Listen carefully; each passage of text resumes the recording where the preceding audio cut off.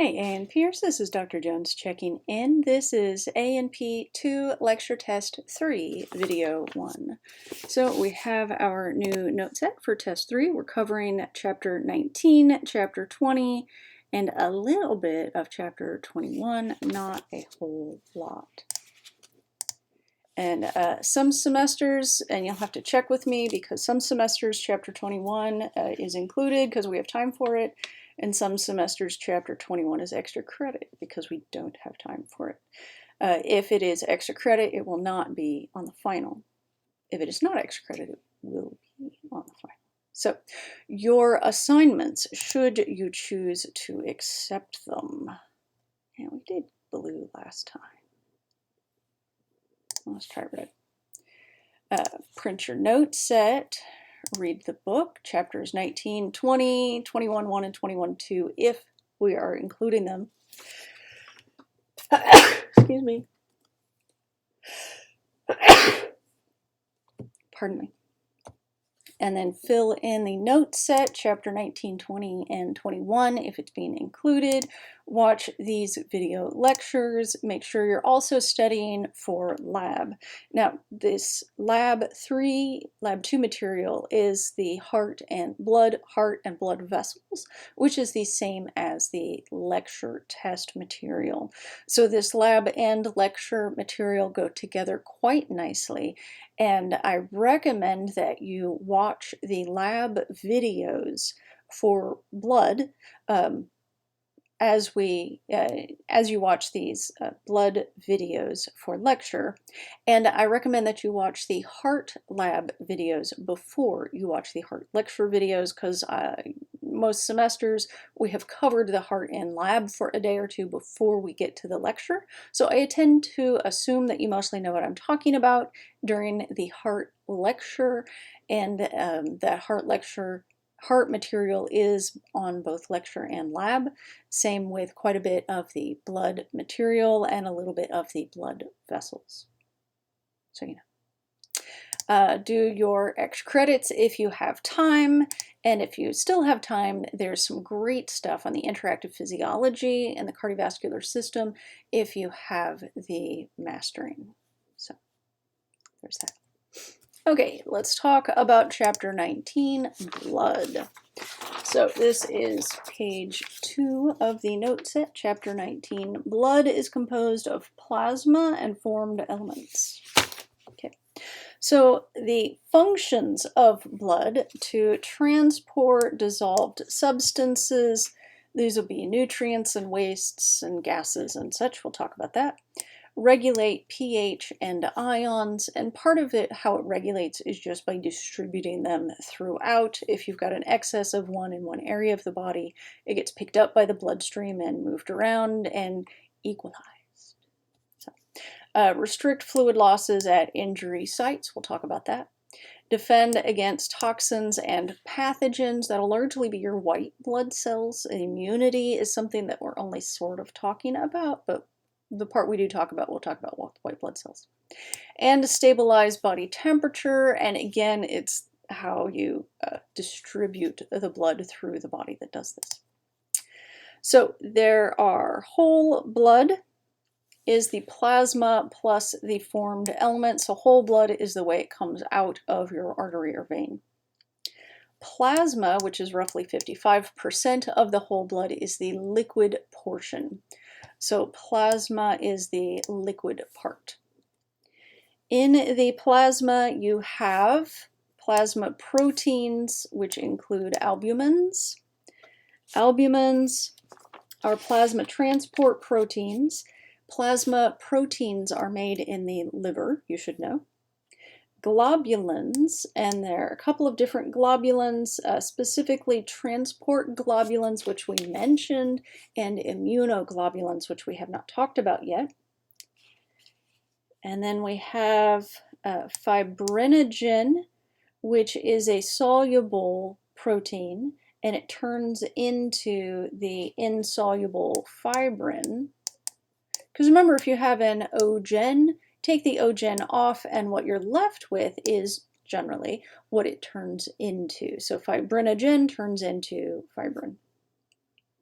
Fibrin is an insoluble, I forgot the timer. I just noticed my phone.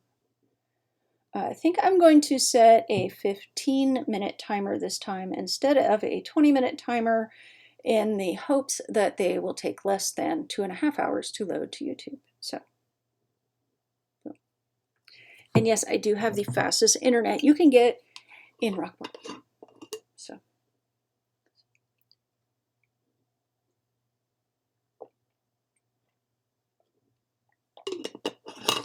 okay. Serum is the plasma minus the clotting proteins. So when the fibrinogen turns into fibrin and the blood clots, it pulls a number of things out of the serum, out of the plasma, and what's left is serum. So serum is what's left of the blood in the blood after it has clotted. There are some of these blood collection tubes that have an anticoagulant in the bottom. When I was in school, the brand we had, they were the Tiger Tops, but every brand's different. So if you collected blood in a tube with an anticoagulant in it, then you slowly inverted it 5 times to mix the anticoagulant with the blood so that it would not clot, so that you'd end up with whole blood to be tested and not serum to be tested. So without that anticoagulant in the bottom of the tube, it will clot out and you will end up with serum, not whole blood. Okay, and you can see on here the plasma proteins, other solutes, 92% water, so the plasma is mostly water. The formed elements are going to be the solid bits. The red blood cells are 99.9% of the solid bits. The last 0.1% is divided between the white blood cells, the leukocytes, and the platelets, which are involved in blood clotting.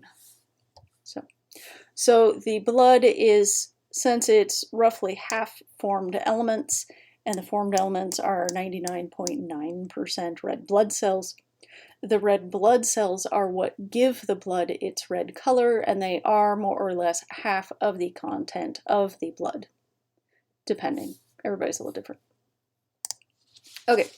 Next page, next slide. Formed elements are the solid bits in the blood. They are roughly 45%. Hemopoiesis is when you make the formed elements. Hemo means blood. The hematocrit is the percentage of the blood sample that is the formed elements. So 37 to 54% here. I think the book gives us numbers 42 to 46%. And the antibodies are the immunoglobulins. They attack foreign proteins and pathogens. Platelets, next slide. The 3 types of formed elements. You have platelets, which are cell fragments that clot, and the other term for clot is coagulate. C-O-A-G-U-L-A-T-E.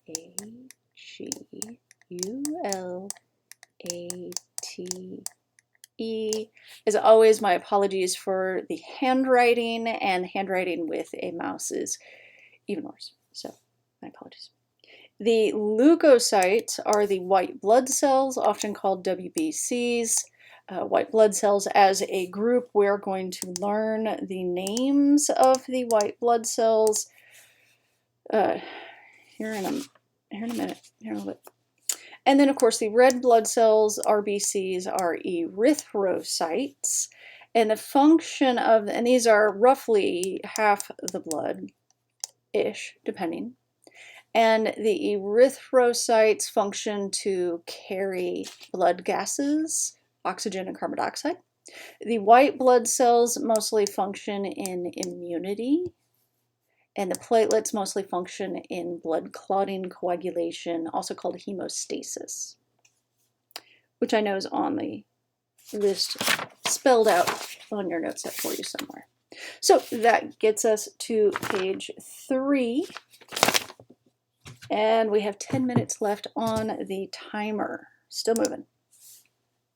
So the most abundant of the formed elements at 99.9% of the formed elements are the RBCs, the red blood cells, also called erythrocytes.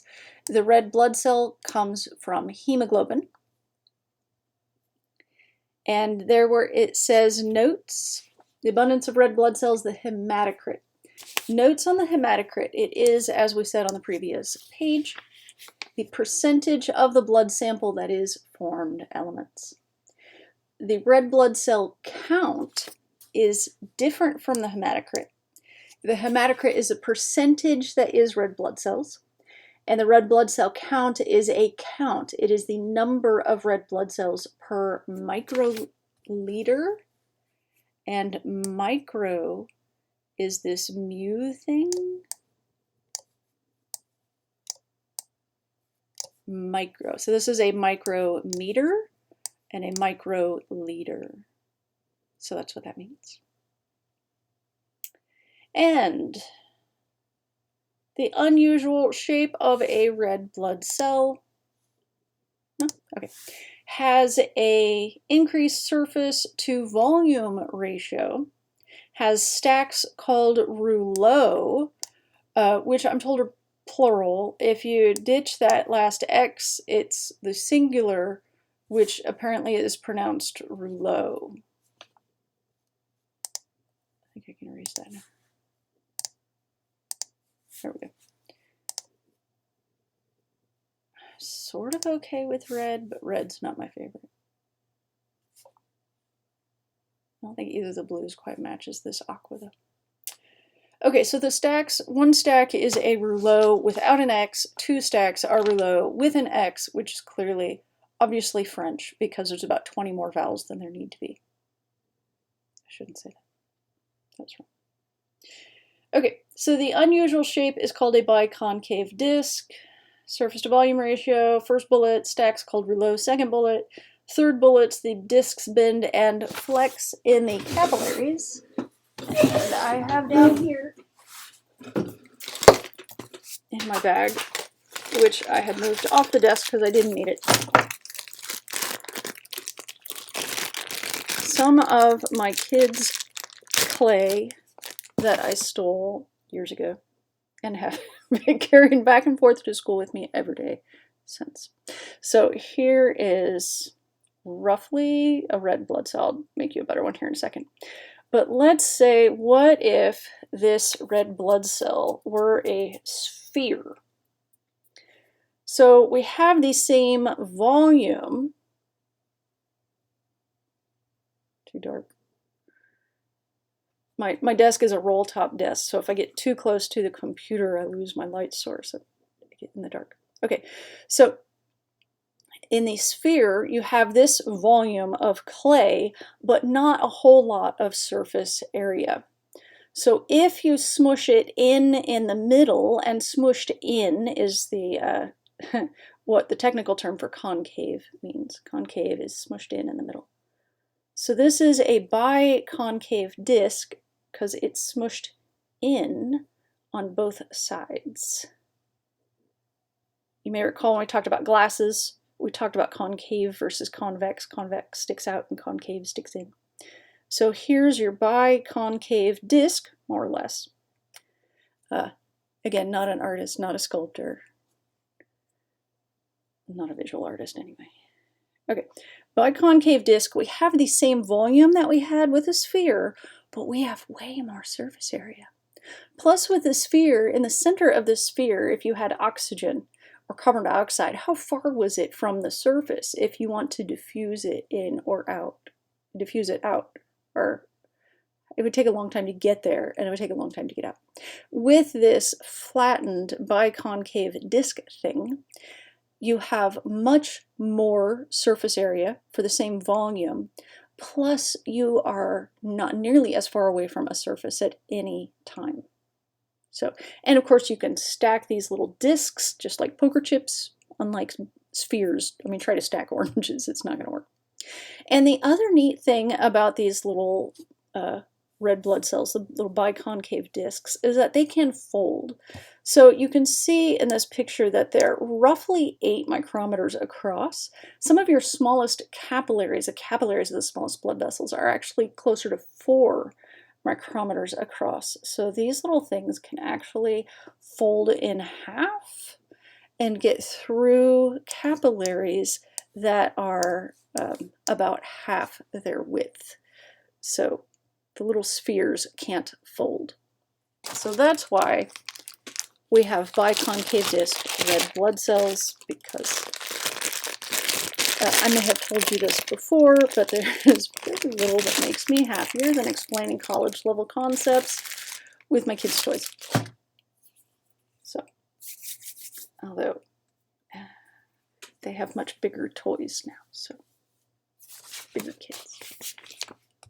All right, so explain the fact that the red blood cells lack nuclei and mitochondria. And the term for not having nuclei, is this on the next page? Nope, same page, is anucleate. And I'll write this down for you at the bottom of the page. Anucleate. Double check. Anucleate. Okay, I got it. So it doesn't have a nucleus. A means without. So uninucleate, polynucleate, multinucleate. Anucleate means without a nucleus. Without a nucleus, it cannot divide, it cannot repair itself. So the lifespan of a red blood cell is 120 days. How many months is that? Because if I tell you days, you can be sure the test question is going to be in months. How many days are in a month? How many of those would be 120? Okay. And because it doesn't have mitochondria, it can only do anaerobic metabolism of glucose, which means it cannot use oxygen to make ATP. Now, red blood cells can make ATP, and we will talk about that when we do lecture test 5 biochem. But they can only make a little bit of ATP, and they cannot burn oxygen to do it. Okay? Most of the cells burn oxygen to make a whole boatload of ATP. They don't actually burn it. There's not like little American flag Zippos in there, although that would be cool. It'd be a lot cooler if you did. But they don't. So, and it makes sense because their whole job is to carry the oxygen, and it doesn't make sense for them to use the oxygen if they're trying to carry it. Okay. So hemoglobin, capital H, lowercase b. Hemoglobin transports oxygen and carbon dioxide. Oxygen and carbon dioxide together are called respiratory gases. And it is a protein. Each hemoglobin molecule has 2 alpha chains, and alpha is written like this, and 2, there's an alpha, and 2 beta chains. This is where you pull out the "it's all Greek to me" joke, because it's the Greek A and the Greek B, alpha, beta. 0 days without mom jokes.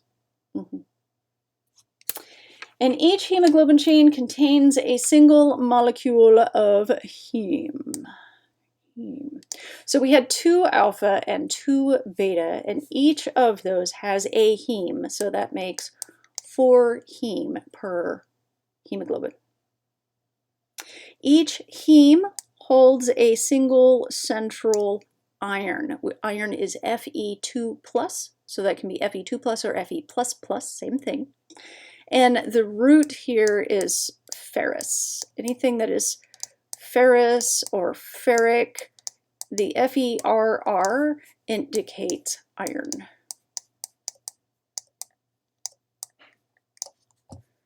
So